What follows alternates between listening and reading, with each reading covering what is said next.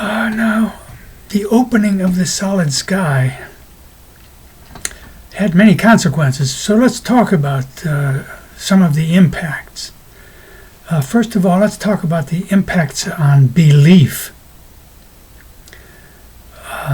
Many arguments have been advanced over the years for the proof of the existence of God. But none can compare to the power of the solid sky. The power of this proof was its simplicity. No erudite definitions and no tortuous chain of reasoning was required for this proof. The solid sky was available for all to see, and it was obviously an artifact. And just as a human artifact proves the existence of a human artist, so this solid sky proved the existence of God, of a divine artist.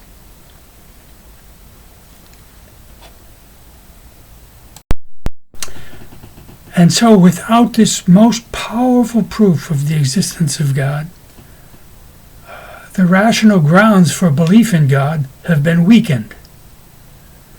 We are no longer compelled by the evidence to believe. Rational belief in God is now a matter of balancing the arguments for and the arguments against. So the alternatives are to believe, not to believe, to suspend judgment, and to oscillate. Okay, so now let's talk about the impacts on society from the perspective of defenders of the status quo. The negative consequences of the dissolution of the vault of heaven are enormous. The disappearance of the solid sky, the most potent proof for the existence of God.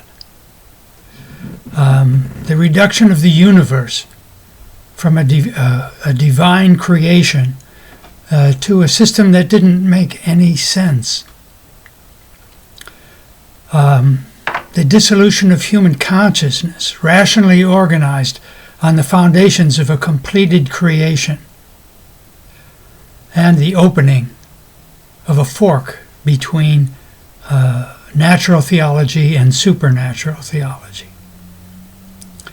Yet from the perspective of those eager for change, the liberation from the optical illusion of the universe cosmos must be reckoned as the greatest single step in the advance of human consciousness. The illusion of the vault of heaven held consciousness in its grip for 2,000 years. This was the single most powerful force retarding philosophy and misguiding the search for human identity. The bond between cosmos and universe has been dissolved. Human consciousness has come to the end of its infancy. Now, the pain of loss can be reduced, even eliminated, by asking if the universe cosmos was an idea worthy of God in the first place. The universe cosmos was seen as an impressive architectural achievement. But is architecture the highest form of spiritual activity? Would we be wrong in looking for a divine idea with more spiritual substance than the universe cosmos? Instead of complaining about the sense of religious drift, we must see our time as a time of reconceiving the divine idea and of rediscovering our identity in the light of the divine idea.